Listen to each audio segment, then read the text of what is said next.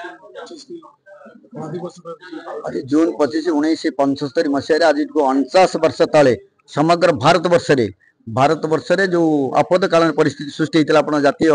आपणकर अंत जो इमरजेन्सी होता ये जो इमरजेन्सी कराई जनगण हित कराई नथिला राष्ट्र हित कराई नथिला जातिर हित कराई नथिला जने व्यक्ति केमती क्षमता रहिबो भारतीय जातीय कांग्रेस तत्कालीन नेता इंदिरा गांधी केमती क्षमता रहिबो अलाहाबाद कोर्ट तांकर प्रार्थित्व को नाकच कला परे से केमती प्रधानमंत्री हेबे एई से अंततः अलाहाबाद कोर्ट एवं परवर्ती समय सुप्रीम कोर्ट रो जो निर्देशनामा ताको बदली देले कहले भारतवर्षर प्रधानमंत्री भारतवर्षर राष्ट्रपति भारतवर्षर उपपति न्यायालय अंततः अधीनस्थ नुहंती एवं परवर्ती समय आज दिन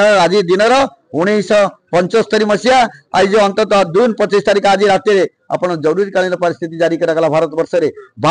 जरूरीकालीन परिस्थिति रे आपणकर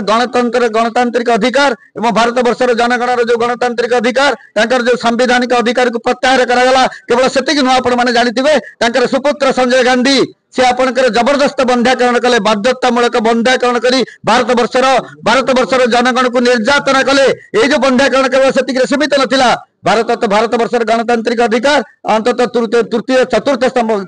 स्तंभ हो कि न्यायपालिका हो कार्यपालिका हो आपणकर से विधान पालिका हो सब संकुचित कर दिया गला समस्त क्षमता को जड़े एकछत्रवादी शासन आरंभ होला सांस्कृतिक भारतवर्षर नैतिक भारतवर्षर शैक्षिक भारतवर्षर आध्यात्मिक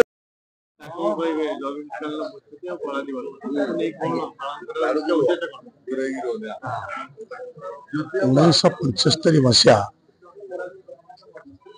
आज दिवस 25 तारीख जून 25 तारीख में तत्कालीन प्रधानमंत्री इंदिरा गांधी जिते कोर्ट राय द्वारा तांकर सभ्यपद रद्द होची एवं 6 वर्ष पर्यंत आ निर्वाचन लड़ी पारे ना तांकर प्रधानमंत्री तो चली जाऊँगी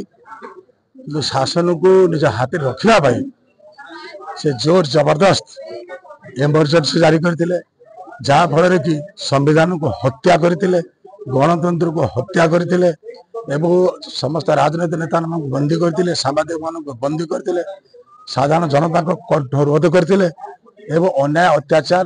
एवं दमन लीला चल शासन करते तेणु से हूँ से दिन 1975 मसीहा जून 25 तारीख दिन जो इमरजेंसी जारी है हूँ भारत वर्ष कला दिवस।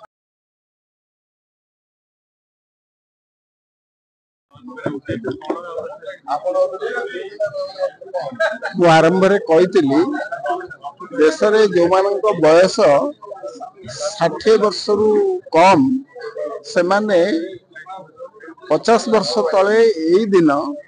आम देशर गणतंत्र को किपरि तंटी चिपी दिया से विषय हुए तो जानी नथिबे देशर प्रत्येक नागरिक मान पाखरे से अतीतर से वार्ता पहुंचेबा होची कला दिवस पालन उद्देश्य। नहीं ये आम वक्ता माने कहले कौन सी देशर समस्या नथिला समस्या थिला व्यक्तिर जने व्यक्ति निजर सिंहासन पाई निजर पदवी को जाबुड़ी धरिया पाई कोर्ट बना कर देले आमे कोर्ट को मानुचु आपे आपे छाड़ दबा कथा कोर्ट रे आपण हारी गले आपण छाड़ दियंतु ता न करी देश में जरूरी परिस्थिति लगे से क्षमता को जाबुड़ी धरिबा ये जो मानसिकता ये मानसिकता आज भी अच्छी